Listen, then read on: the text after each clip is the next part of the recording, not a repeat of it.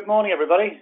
Welcome to the My Council Services webinar, where we're going to be looking at technology to support processes that are focused on making bookings and arranging appointments.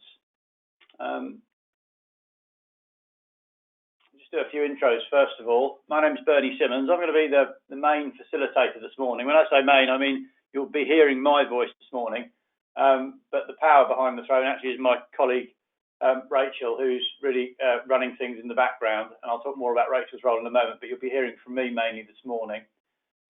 We'll be running, I think, probably just under the hour, so somewhere between sort of 50 and 55 minutes, I would have thought.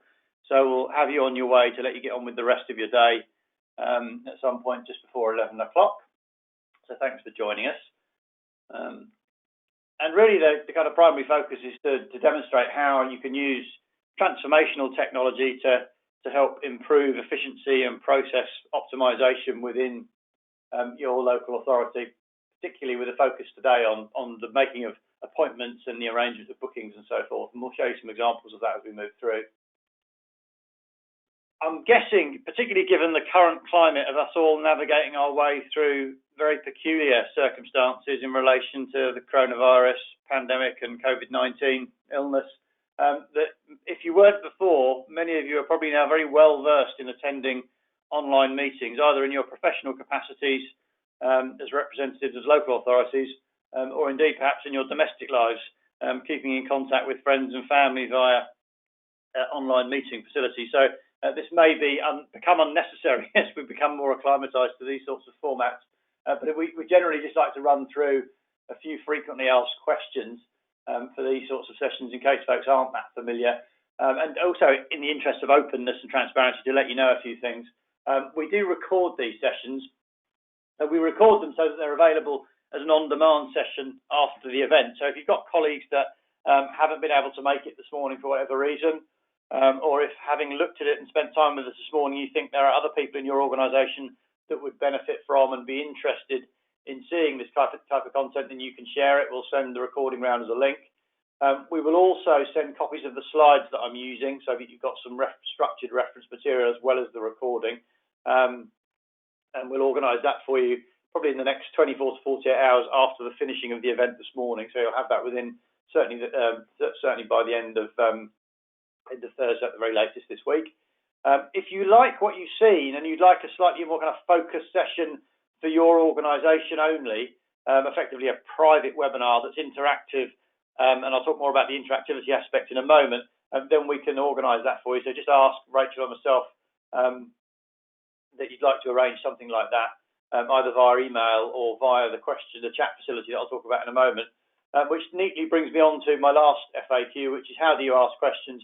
We do have all the lines muted for these sessions. The normal reason for that is that people are often working in open plan offices and there's lots of background noise.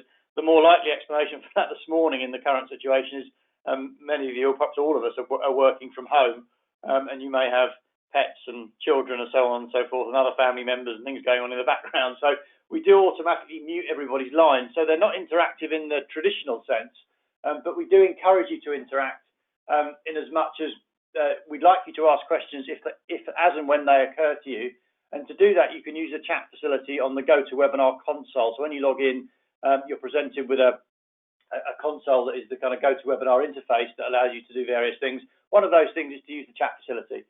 And this is where, amongst other things, Rachel will be taking care of business, in that Rachel will field questions. It's difficult if you're presenting these things, as I will be doing, to then sort of stop and respond to questions by typing midway through. So we do encourage you to ask questions. To do that, please use the chat facility. And if you can direct your questions to Rachel or to the entire group if you want, one of the settings in the chat facility is that you can decide who you want to send your questions to, but please direct them to Rachel or to everybody, and Rachel will do her best to answer those as we go through. If it's something that requires a bit more of a detailed explanation or discussion, then we might request an online follow-up if you want to do that, and we'll have a one-to-one call with you to deal with it or to get into more detail. But please don't feel that you can't ask questions. We very much encourage you to do so, but just do it via the chat facility if you would, please, so that we can keep the sound quality good. And you don't have to worry about other members of your household or colleagues if you are indeed in the office. So that's the FAQs, that's how we run things. In terms of the structure for the next sort of 50 minutes or so, We'll talk a little bit about the background to the current challenges in local government. I'll provide a bit of a background and intro to my council services. The vast majority of the people on the call will not have come across us before in terms of using our product. This is really designed for prospective customers who are looking at us and checking us out and taking an interest in what we're doing. So we'll provide a bit of background there. We'll talk a little bit about customers, local authorities already using the platform, and we'll give over most of the time to a live demonstration where we'll show you some bookings and appointments examples and how you can manage those in the back office and so on and so forth. So you will see some technology in action as part of this session. And as I mentioned a moment ago, Q&A via the chat facility, please. So that's the structure, nothing too complex or controversial, I hope. In terms of the challenges for public service delivery, they've been around a while, actually, and probably there's an even longer list now in the current circumstances, given what we're all managing from a social distancing point of view and the public health risk and so on. But if you think about the sort of more the historic fundamental challenges, there's been an ongoing challenge around cash availability and demand, lots of demands on the available budget. So there's been the need to make cashable savings. There's been reducing resources, certainly over the last 10 years, and local authorities have been very much at the front line of that. And I think from a sort of societal perspective and a customer perspective, there's also been shifting customer expectations. Customers expect to be able to do things digitally with their service providers, be they public service providers or be they commercial sector service providers. And alongside those expectations of a digital option to do something online, without having to necessarily go somewhere or pick up the phone and speak to somebody, there are certain expectations that I think we've all developed around the quality and choice of what we do. We expect things to work and to work well and to be easy to navigate. And we expect a choice of channels through which we can interact. So if we want to do it online, we want to be able to do it online. If we feel like we want to speak to someone, we want to be able to pick the phone up and speak to somebody. So it's really incumbent upon local authorities to make sure they're keeping pace with that. And I think certainly from our own work, and we work exclusively with local authorities, we've been impressed with the rate of development and change and adaptability. Alongside that, I've talked about multiple channels. There are lots of different ways that folks can get in contact with you. Some of them much less structured than others. So think about some of the social media platforms that customers will use to interact with you in positive ways, largely, but they are unstructured. So you've got to find ways of harnessing all of that digital appetite and putting some structure behind it and making it work for you as an organisation. So there's some of the broad challenges around public sector service delivery. As I said a moment ago, we work only with UK local authorities. We've been in business since 2007, and we've built up a reputation of delivering transformational technology for local authorities exclusively, really over the last 10 or 11 years now. So in terms of focusing a little bit on bookings and appointments, I just want to call out a few things really. We've got into this, I suppose, over the last probably 24 to 36 months, I would say. We've been providing self-service and mobile working and digital technology for transformation for local authorities, as I say, for a little over 10 years now. But the bookings and appointments processes that have come to the fore have probably been over the last 2 or 3 that we've really started to develop a functionality around that. And some of our observations in that regard is they are relatively complex processes because they include multiple steps and they also have lots of different variations. It sounds relatively straightforward when you talk about making an online booking. We've become used to doing lots of things online. When you actually start to unpack and map a process from a bookings or appointment point of view, there are really a dizzying array of variations that you will encounter and that we have in fact encountered, and we've developed our technology to meet as many of those as we can. The other thing in a local authority context that I would add is that bookings and appointments manifest themselves as a requirement to be able to do this sort of thing in lots of different service areas. So I've listed 3 just for as an example. There's examples in waste, so I'll show you an example in a little bit in a live demonstration around booking a bulky item uplift from your home and paying for that. And there are lots of examples in leisure services, and there are examples in things like Revs and Bends where you might want to make an appointment, or a customer might want to make an appointment to visit with a revenues or benefits advisor to get some guidance and advice on completion of applications and those sorts of things. But then pan out to conversations and meetings with to discuss planning applications, you name it. There's all sorts of different service areas across a local authority that require the need or the option for a customer to make an appointment or a booking of some description online. When you start to drill down into that, you've then got lots of different types of bookings. So it might be a booking of an asset.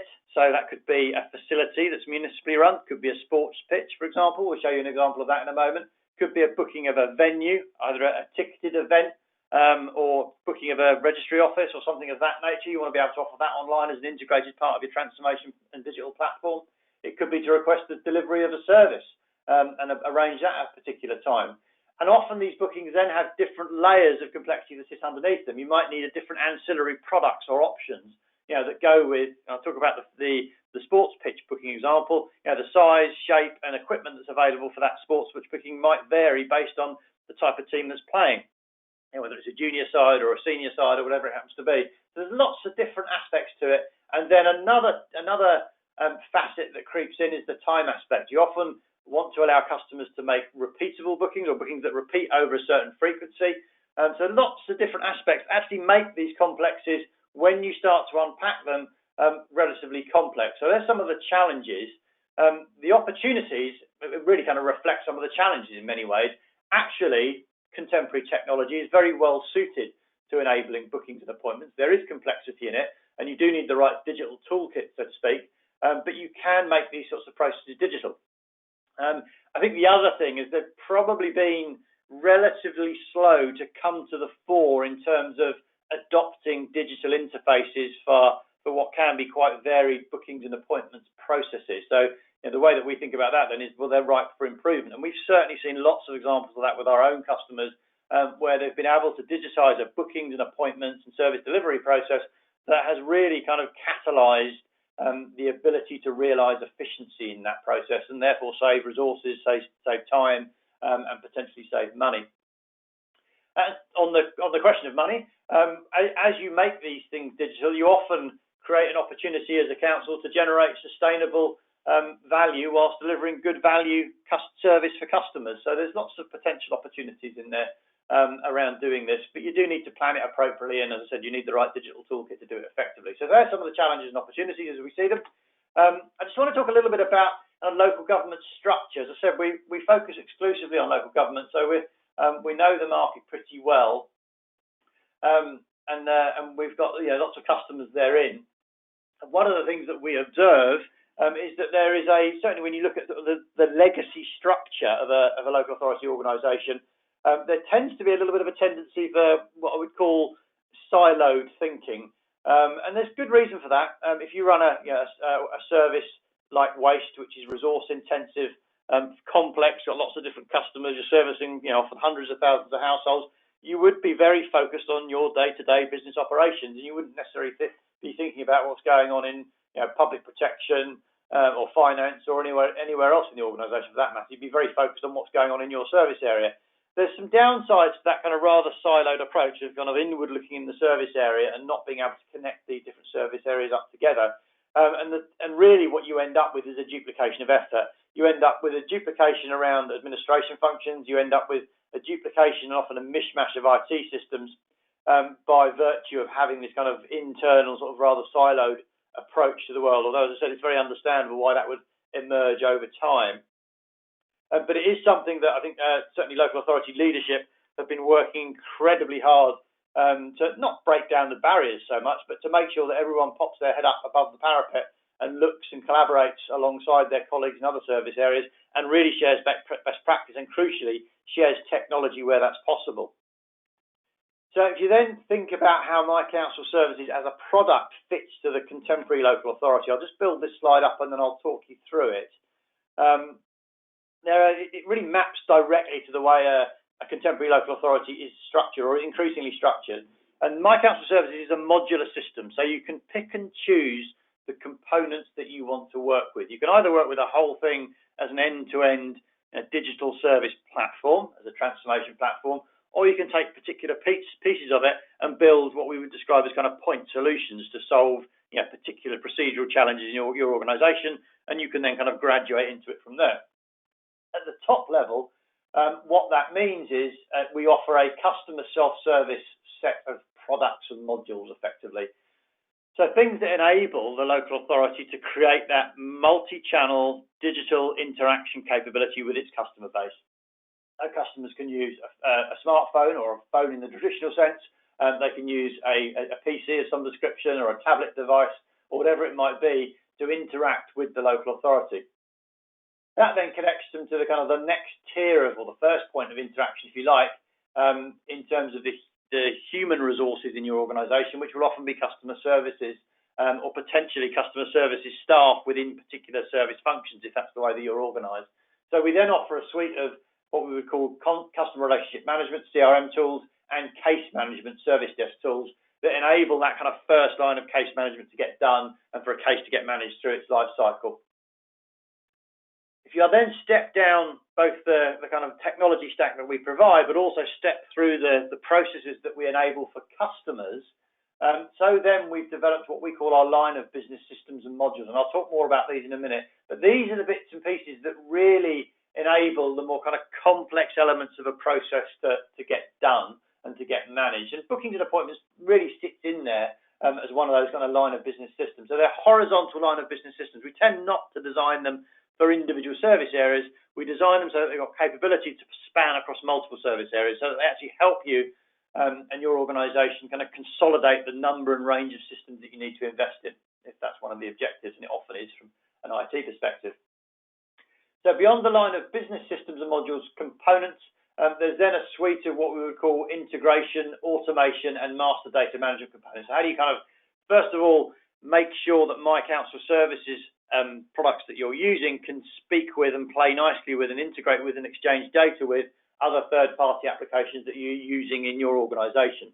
And we are never the only system in town. There's always a myriad of technology systems and third-party database applications and tools that are being used, and quite rightly so. And it's important that we are able to play nicely and integrate seamlessly and securely with them. And that's very much a consideration for both the business and for IT.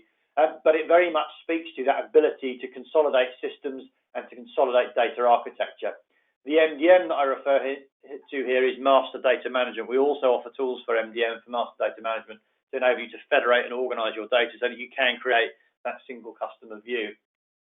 So you've got the kind of back office running through line of business systems and integration and so on and so forth. And then we also offer a fifth tier of technology, which we refer to as mobile working.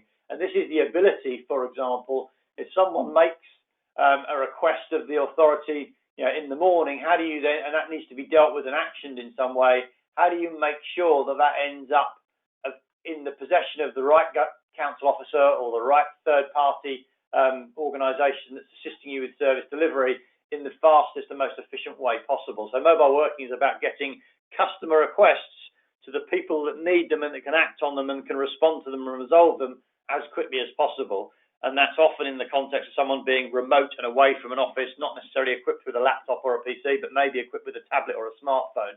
So how do you get those digital tasks out into a point of service delivery that is not connected to a council building or a static location? So our system is modular. You can break it down into its individual component parts and use it to solve particular organisational problems and transformation problems in your organisation in particular areas, or you can use it at large. The other thing I should mention is that there is a full workflow and automation engine that underpins the entire platform. It's a complete kind of conditional logic and automated rule set that you can configure and run as part of it. So that enables you to keep your customers up to date on what's happening, to automatically create tasks, to assign those tasks to operatives in the organisation. The ability to automate workflow from beginning to end is an important component, and the ability to automate communication back to customers and other stakeholders is an equally important component. So modular system with full automation capability built in. That's kind of My Council Services in summary. If I just drill down on a few of those, and we think for a moment or two around the components of the self-service and CRM elements that I described a few moments ago, that includes an e-form designer. We offer a plug-in capability within those forms. One of those plugins is some of the bookings capability, which we'll show you this morning. You can present those e-forms as individual forms as part of your website, as a fully integrated and seamlessly branded component within your web property, or indeed you can offer them as a collection of forms and transactional capabilities and other functions and features as part of a My Account Enterprise capability. That My Account Enterprise capability can be presented as a single sign-on. So you sign on to our portal and register to our portal as part of your .gov.uk web property once, and that gives you access and privilege to all of your data, for example. So there's a single sign-on capability. That is all GDPR compliant. We can tighten that up and make that very robust from, as I said, a single sign-on and verification perspective. So there's lots of ways that this can be configured and organised to meet all of the requirements of your organisation and your organisation's customers. So a few words about the self-service and CRM components. I mentioned the modules, the line of business modules, and the sort of particular functional areas, and I've highlighted in blue the ones that we're going to take a look at this morning. So there is a bookings and appointments module, and that breaks down into various sections, which I'll talk about in a minute, in terms of the different types of bookings that you can enable. Often alongside a booking, there is a requirement to collect a payment. So we'll also give you at least one example this morning of making a booking and a request for service and then paying for that service. But there are lots of other line of business modules within here. We've got assets and product databases that enable you to create products that can be chargeable and may be called as part of a schedule of a booking process, for example. We've got a module for contracts, licenses, and permits. So think about parking permits, blue badges, skips and scaffold licenses, signing up for a contractual agreement to have your green garden waste collected. All these sorts of things are contractual-based transactions that a local authority is engaged in. The only, I suppose, sort of one that's different by its vertical nature is the waste management module. We have created an end-to-end waste management component, and actually I'll be running a separate session on that this afternoon where we'll dip into the specific details of waste management and what we can offer there, right again from customer interaction all the way through to in-cab technology for the crew. I've mentioned about communications and automating those processes. A communications module that sits within the suite of tools, so triggering automated emails back to customers to let them know when a service is going to be delivered or to confirm their appointment, or making a push notification with the same information, or a text message with confirming information. And all of that, of course, underpinned by the rules engine that I mentioned a moment ago. So there's a whole suite of line of business kind of functional modules that enable you to configure My Council services in a way that makes it highly flexible and highly operational in terms of enabling lots of different process types.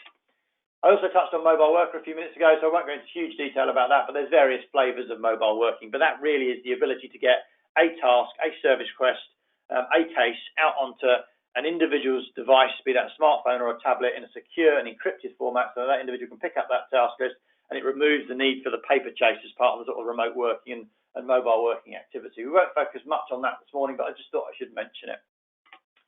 I also said that I would share with you some recent examples of customers where we've successfully implemented My Council services. So there's 25 of our most recent. We've got, I think, just over 50 UK local authorities that work with us currently, up and down the country, all sorts of different shapes and sizes. We will send a copy of these slides to you in PDF format, so you don't need to scribble those down. So you've got the name of the council in bold, black first, followed or suffixed by the red text, which describes very briefly the kind of range of tools from My Council services that they're using. So hopefully that's a useful introduction into what it is that we offer, and a little bit about who we are, but more about kind of what we offer and what we enable, and then a bit more detail about how we enable that and how we've got the platform organised.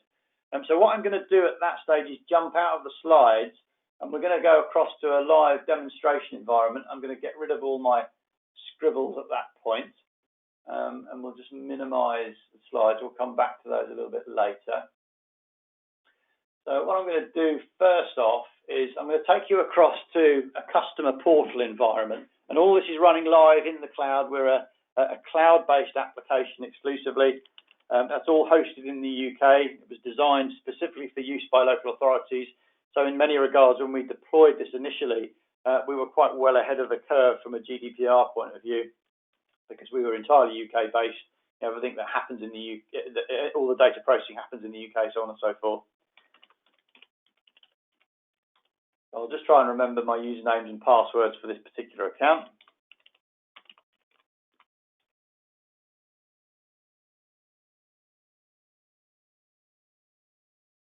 So we've logged into the My Council Services portal. You're looking at that portal, and it's in a very sort of vanilla format. When we deliver this and implement this for our customers, this is an integrated component within the councilname.gov.uk web domain. So you're going to your standard web domain. It's fully branded to reflect the way that your council appears as part of its web property, and it's online branding, and it's fully embedded and seamlessly integrated with the main web property of the council.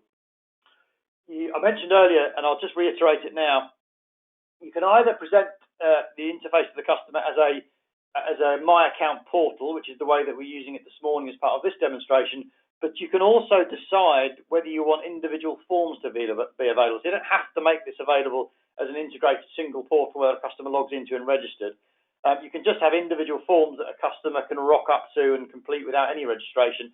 And it's entirely at your discretion in terms of how you choose to do that. So you can, as part of the self-service package, the self-service module, if you will, you can decide whether you want to use individual forms, whether you want to make the portal present, whether you want to put registration in front of some forms and not in front of others, and you can really deploy it in any way that you want. But the whole thing is governed and configured from a central hub. So that's the first thing to say. I'll just spend a minute or two giving you a little bit of a tour of the screen layout and the screen real estate. So on the left-hand side, which is where I'm hovering over my cursor at the minute, you've got a fully configurable options bar and menu bar, effectively. So if I click on, for example, Book It, there's a suite of Book It forms that a customer can use having logged in this case. If I jump back to the home screen, we'll come back to that Book It environment in a moment and run a few examples. So if I draw your attention to the center of the screen as I hover over these widgets in the middle of the screen, these are really kind of widgets or hotspots. Again, they're fully configurable. You can design them any way that you want to present certain information, to present a form, a most commonly used form, or whatever those kind of most commonly used features are. You can have as many of those on your center panel as you wish, and they can be branded and set up with your own icons and color washed in whichever way you want, so it's fully integrated with the visual look and feel of your organization. Sitting above those widgets, we've got a search bar. I'll come back to that in a moment. And then on the right-hand side, at the topmost screen, you've got a notification box turned on. All of this is configurable, so you can turn things on and off, and you can make it more or less busy and information-rich for your users. It can also look different ways for different profile of accounts based on the profile of a user. But on the right-hand side, you've really got a list of management information, access to information that might reside elsewhere. So a customer at any point can go and look at all of the service requests they've created, any draft service requests that they've created, any contracts they might have in place, any appointments and bookings that they may have made, tasks that may be relevant to those service requests, so on and so forth, any payments that are due. So you can present the customer actually with a very rich set of information about their interaction and their relationship with the local authority. If you want to pare that right back and make that a much simpler interface, you can do that as well. So the whole thing, really the message is it's completely configurable. So if I want to go and make a booking of some description, I can either go to the Book It form or the Book It section, and that will drop me into a suite of bookings forms. Again, these are completely configurable. You can do them any way that you want. Or if you're not sure where you're going, but you know what it is you want, so you want, for example, a bulky item collection from your home, I type in bulky here, and that's one of the keywords that's attached to the special collection form. So I can just search for it. The entire portal is indexed for search, both knowledge-based articles, if you've kind of got Q&A context, or individual forms and transactional capabilities. So if I click on that, that will navigate me directly to our first transactional process. A few things to point out here.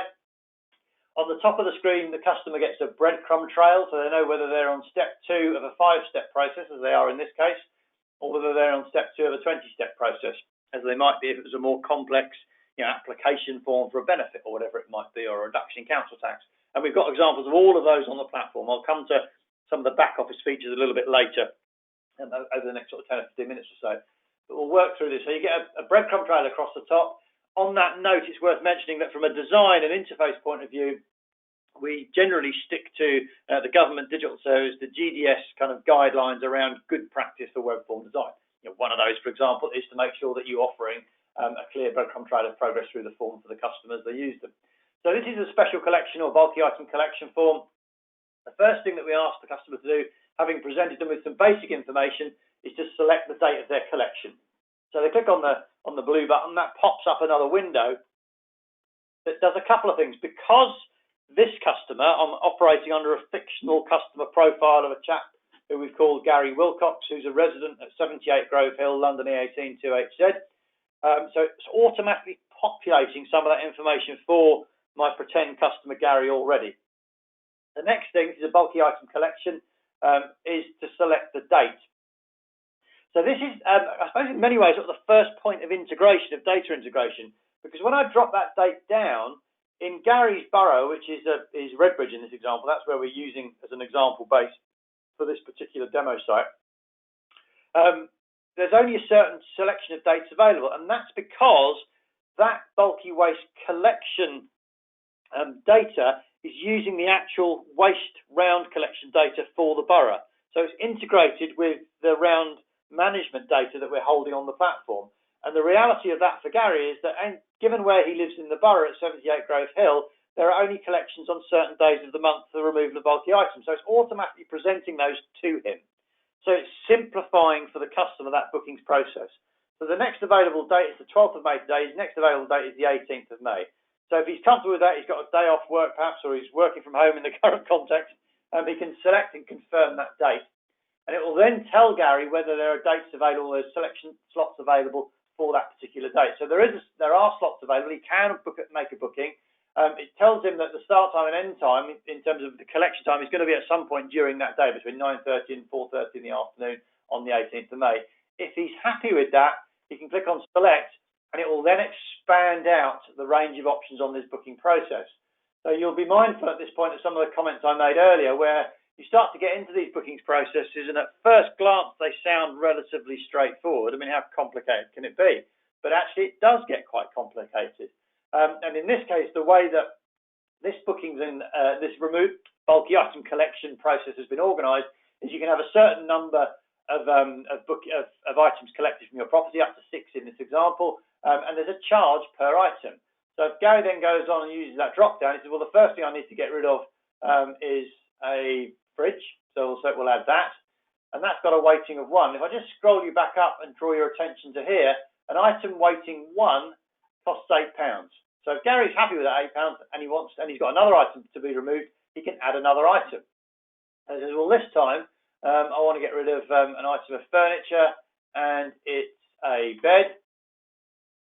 That's got a weighting of 2. So that's got a different price attached to it in the bookings process.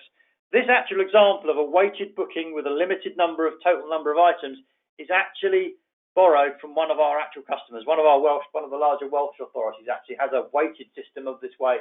In this way, they've got prices attached to a different sort of size and cumbersome nature of an object, if you will, and they'll take up to 6 items per household on any individual collection and charge accordingly.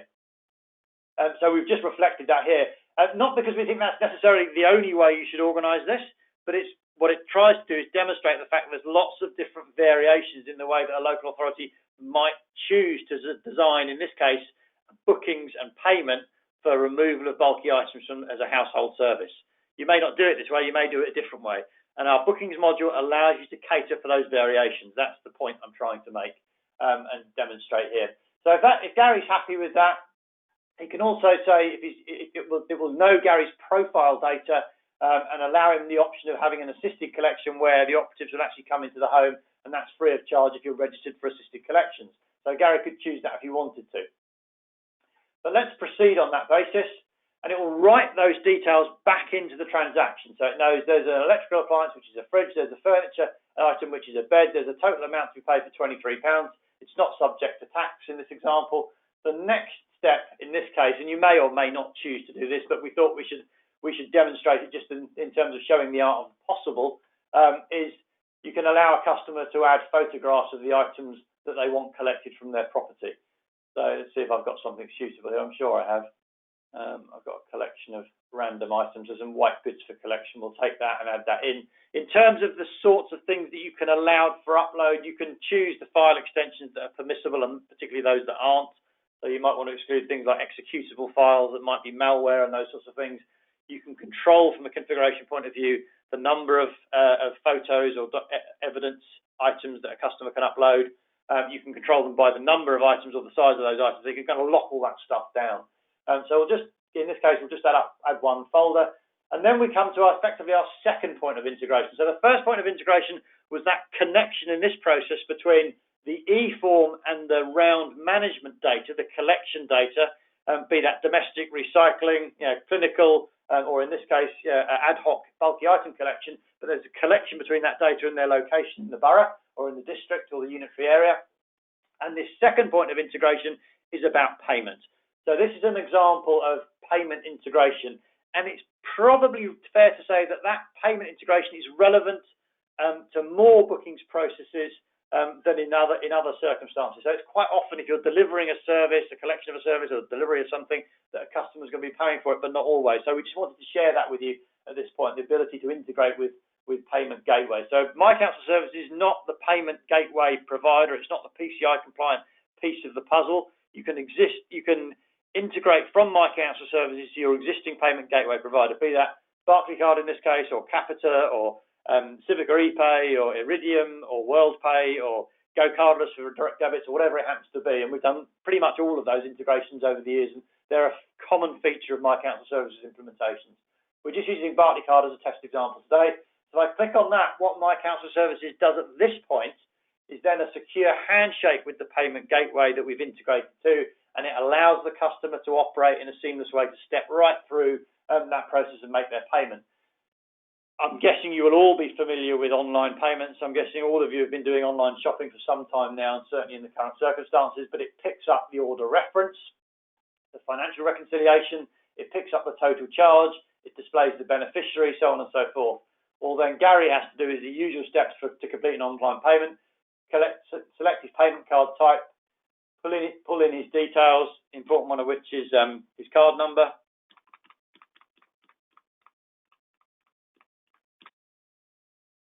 Add in an expiry date. I'm just using a test card here. Putting in a verification code.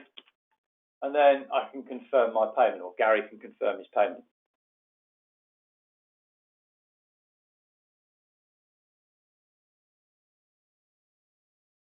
Once that's done its thing and it's collected and authorised that payment, that will hand us back to the My Council Services website, and it will tell Gary that his payment's been accepted. It's £23 and it's for the collection of a bulky waste item from his property. So he then clicks through to next. He gets a full summary of that, including all the booking details. That could also be emailed back to him as a notification, so he's got a record. And then he clicks submit, and that is then in the system for collection. One of the things that we'll do this afternoon in the waste webinars, we'll look at this process again, and we'll follow it through to the mobile working side of things. But for the purposes of the bookings and appointments, I just wanted to show you one example of how that relates to one of the service areas. So we've just completed a bulky item request and payment for service without having to speak to anybody. And we've uploaded all our details and completed our payment. And then from Gary's point of view, that service request detail sits with the service request number, the submission date, the 12th of the 5th at 10:37, the special collection for Redbridge Borough Council, 78 Grove Hill, so on and so forth. So every step of the way, because Gary is a registered customer, he's opted into the privilege of being able to be kept up to date proactively in terms of emails and SMSs and push notifications back to his device or wherever he happens to be. But he can also log into the portal and see what's going on with any service requests at any given point in time. So that's one example. Let's just take a couple more before we move into a kind of a back office scenario and see what else we can do with these things. So we've done a bulk item collection, and let's make a quick booking for a football pitch as our next example. These next couple of examples I've stripped right down, so I haven't prettified them as much, and I haven't made them as complete as the prior example in terms of collecting payment, just so I can show you a few examples and save a little bit of time. But I just want to show you some of the variations on the theme, which is a term I've mentioned a few times as we worked through over the last 35, 40 minutes or so. So I want to make a sports pitch booking in this case. Again, I'm logged in under Gary's profile. I can select a date for that. I might just say, well, find me the next available date. But I want to book a football pitch at the Canyon Park Recreation Football Pitch 1. So search for me for a date for that. Let's find the next available slot. There's nothing today. So the next available slot that's available for me is the 17th of May. So that's a Sunday by the look of things. So it's a Sunday booking available. And I've got various options that are available to me at this point.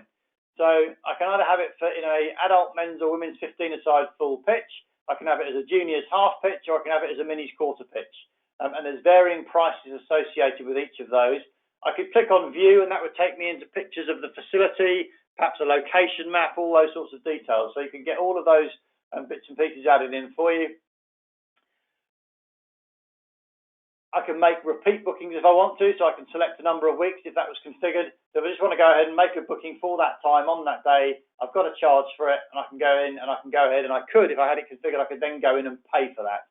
So there's an ability to make bookings which have got lots of complexities in terms of how you want it configured exactly. So in this case, it was the nature of the users of the football pitch, whether they're minis, juniors, or an adult side. That dictates the size of the pitch and therefore the number of bookings available. So all of those complexities can get rolled into the process, and the customer doesn't really have to worry about that as much as they might normally. So you're really trying to simplify the experience for the customer, and then all Gary has to do is to click on submit, and it will take him through and complete that booking for him. So that's a very quick example of making a sports pitch booking, and you could vary that out to not just football pitches, but it could be tee times for a pitch and putt golf course, or netball pitches, or tennis courts, or whatever it might be. If I go back again, we'll take another slant and a quick look at another alternative. We're going to look at something else that we've done with another customer, is ticketed events. So in this case, it is music venues or music events. So if I select the type of events booking that I want to make, there are a whole range of different events that are running for this particular council's borough. I can either just go through and look at those individually, or I might as well actually, it's the Blue Piano Trio on the 29th of May that I'm interested in going to. So I'll search for that, and it will just return the dates for that particular event. So if that's the event that I want to go to, the Blue Piano Trio on the 29th of May, I can select that event. It will expand that out for me, and it then allows me to pick the number of tickets that I want. So I'll say, well, I'm a member.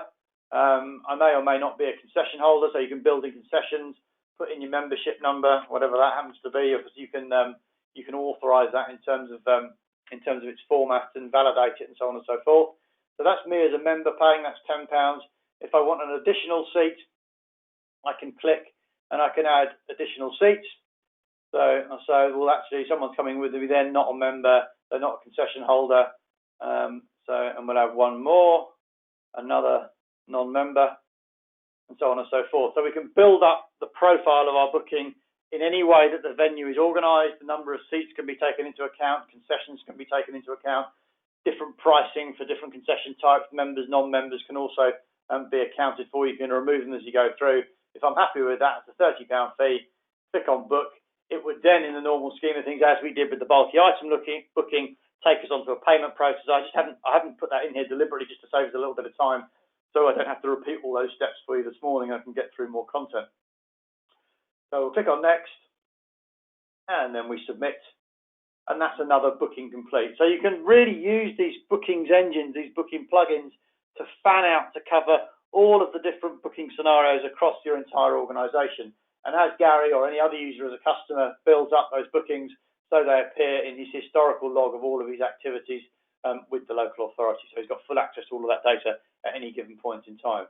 So there's some examples in the last 15 minutes of the way that you can configure and organise different bookings for different service areas to fulfil different requirements with payment attached if that's required.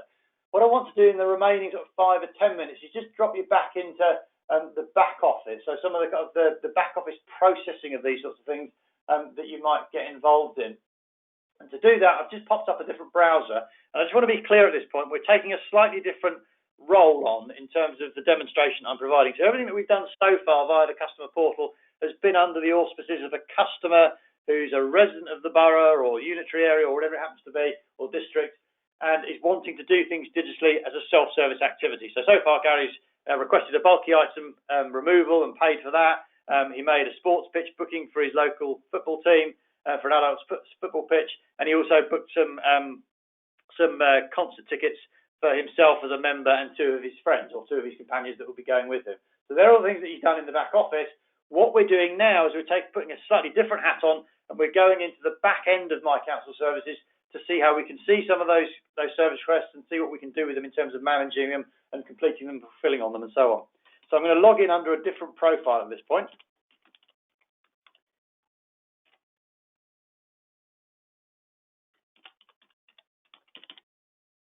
try and remember another password, see if I got that right.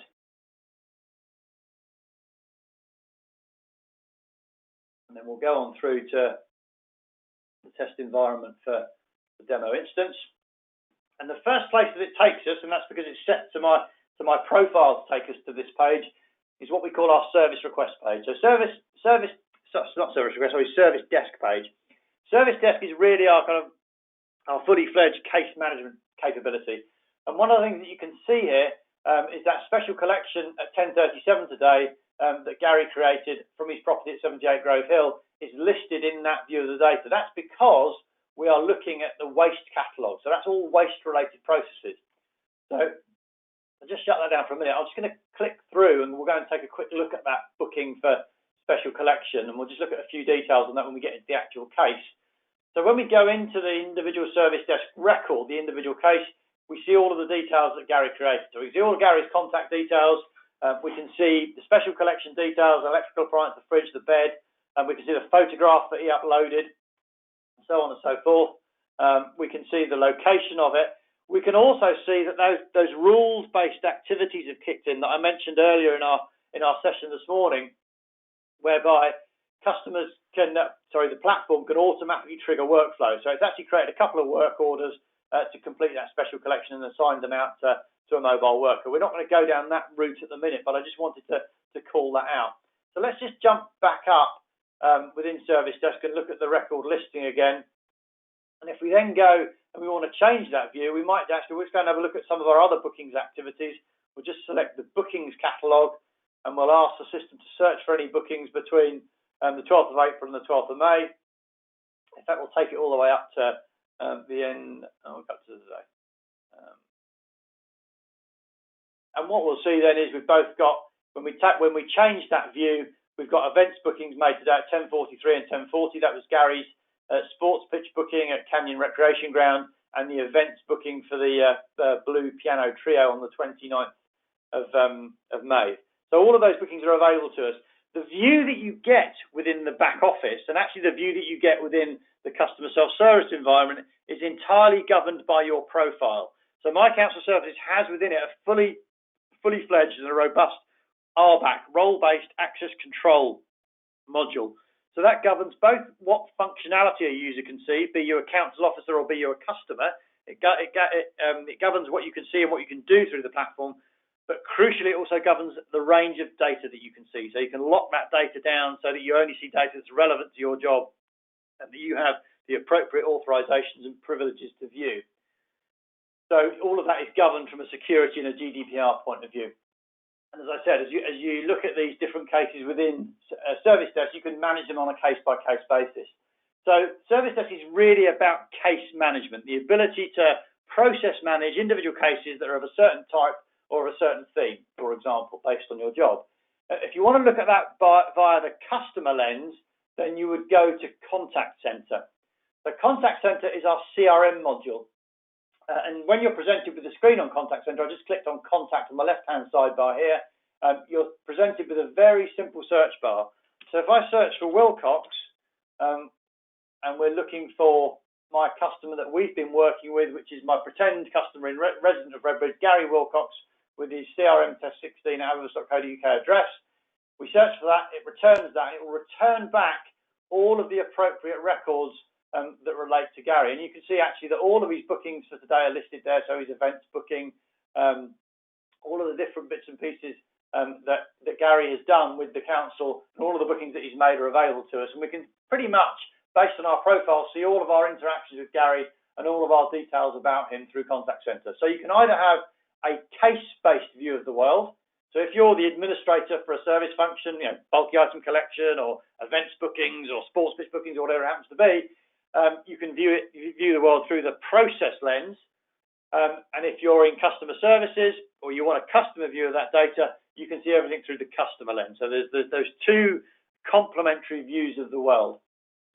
Just to start to bring things into a sort of a logical conclusion, the last couple of things I want to show you. I just want to draw your attention to this booking option down the penultimate option on the left-hand sidebar where it's booking. If I drop into that and I want to see particular bookings, I can do that. So I could either slice and dice that view in the way that I can on Service Desk and just look at a particular event or a particular asset or a lesson or an appointment. So we'll take a look at an events view. And what we should see there is that blue piano trio booking for the 29th of May that Gary made. That's kicking off at 8 o'clock on the 29th. He's got 3 slots confirmed there. If I drop back into that, I've got effectively a calendarized view of all the bookings for the events that I'm responsible for example. So I can see the details of Gary's booking in this particular screen. I can view the status of that. It's a confirmed booking because it's been booked and it's been paid for. I can view any history if there's been changes to that, additions and removals. I could send a communication back to Gary if I wanted to. And the other thing I can do from here is I could actually print a ticket. So if you had it connected to an appropriate device, you could then print those tickets, or you could create a PDF and email them directly to Gary. That could all also happen automatically. So if I select on print ticket, what it will actually do is it will pick up the details of Gary's booking, and you'll notice at the bottom of the screen it's created a PDF document for me. And if I open that, what I should get then is 3, in this case, fictional tickets, but that are formatted appropriate as PDFs with the appropriate barcode that registers all of the details, that they're paid, that they belong to Gary, so on and so forth, and that could then be automatically emailed off to Gary. So you have an end-to-end digital process for the full range of booking types, and we've showed you 3 examples so far this morning. So that's all the way through from booking digitally to fulfillment of tickets digitally for the customer. Last couple of bits and pieces that I should show you, just a little bit of reporting. If I just jump up to dashboard, and the topmost option, I've got a dashboard of all of the different activities that are going on in my platform. So if I want to go and look at bookings options only over given dates, I can see that I've got various bookings going on via the website. For sports pitch, events bookings, I've got pre-configured reporting capability that's open to me. And if I want to get into more detailed reporting, just drop your cursor and your eye down to the analytics option on the left-hand sidebar, and I can drop into a full suite of pre-configured analytics reports that could summarize all bookings by certain process types or financial reconciliation reports for payments. But you've got a whole suite of reporting capability within the application itself. We also offer an API, a link effectively, an application program interface that allows you to hook My Council Services up to the Microsoft BI platform, the Microsoft Business Intelligence platform, that allows you to draw all that data off and use it in any way that you want in very powerful business information reporting tools. So there's a link direct to Microsoft Power BI from a reporting perspective. So you've got some internal reporting and you've got the ability to hook up to external business intelligence tools. The final piece that I'd like to show you very, very briefly is just to take you across the administration screen, and then we'll kind of wrap up for the morning. And I'll keep to my promise of having you on your way before we've used the full hour. But you've basically got a full suite of configuration tools here. So, for example, I won't show you all of these, but there's a whole suite of tools that enable you to configure bookings capabilities within here. But every other aspect of the platform is fully configurable from a point of view of making it do what you want it to do when you want it to do it. And you will typically have a number of systems administrators in your organization that would have access to the back office configuration tools to set processes up and to test them and to make sure they're working and acting appropriately. I'll just show you a couple of bits and pieces on here. I'll take you to the form store as an example. So this is an environment that allows councils to share with other councils, with other users on the platform, forms that they've already created. So if you want to look for bookings forms, you can see all the Avivus test forms that I've been using, so bulky item, events, booking for pitches, and so on and so forth. But you can also see lots of other examples from other councils. There's an interesting one that's popped up here. So we've got Blackburn with Darwin Council. They're doing some interesting work actually in the light of the COVID-19 situation. They're looking to reopen their household waste and recycling centres, and what they're actually doing is using our bookings engine to enable customers to book online so that they can go to their waste and recycling centre, their local waste and recycling centre, in a safe and socially distanced way. So instead of just pitching up and queuing up with everyone else in their car to get rid of their grass cuttings and whatever it might be, what Blackburn are doing, actually we've got a number of other councils doing the same thing, is they're actually using our booking system to implement a process of pre-booked appointments so that you can go and safely, in the current situation, get rid of your household waste. So lots of innovative things going on. The point here really is you've got access to a form store that allows you to share assets with other local authorities and to collaborate with your professional colleagues. So the message here really is you've got a full suite of configuration tools that are driven through a graphical user interface and can be taught, and you don't need specialist coding or scripting knowledge to build up and use. So hopefully that gives you a bit of a roller coaster ride, an introduction through the My Council services, both front office and back office. What I'll do at this point is just jump across back to slides and just bring things to an orderly conclusion. So just a little bit of advice to get started, really. I've talked about My Council services as a cloud-based platform and as a modular platform. That modular nature means you can get started incrementally. So if you just want to implement a point solution to solve a particular problem and kind of test the whole thing out and get a bit of confidence in the platform, you can do that. And that enables you to start with some tactical wins and plan for the mid to longer term strategic goals from a transformation point of view. There's an awful lot of functionality that sits under the umbrella of My Council services. It's a unified, integrated platform, but you can use it in a modular way. So you can build it up and gather momentum with it as you go. As a platform, it is open, so we provide it with a suite of APIs that you can have access to, and that enables us or you to then build integrations to third-party applications, so you can exchange information and data securely with third-party applications in your organisation. And then the other thing I'd say, just to kind of temper our own enthusiasm, is that technology is really only part of the solution. It's an important part of the solution, it's a vital part of the solution in terms of delivering transformation, but it's not the entire solution. You must spend your time thinking about due process and process design. You must educate your stakeholders. You must take feedback from your stakeholders. And we would also urge you very strongly to take the opportunity to redesign and simplify processes as you move them from perhaps a non-digital environment to a digital environment. There are lots of improvements that can be made. Don't just roll over old processes onto new platforms. You don't end up getting different results as effectively that way. So we're just before the hour. It just remains for me to say thank you very much for participating. Rachel and I are grateful for you taking the time. We know there's lots of demands on your time, particularly in the current circumstances. If you have got questions and you haven't been able to have them answered as part of this session, please feel free to get in contact with us, and all of our contact details are on the screen at the moment, and we will be following up shortly with both slides and a link to the recording for today's session. We hope you found it useful, and on that note, we'll let you get on with the rest of your Tuesday. Thank you, folks. Bye-bye now.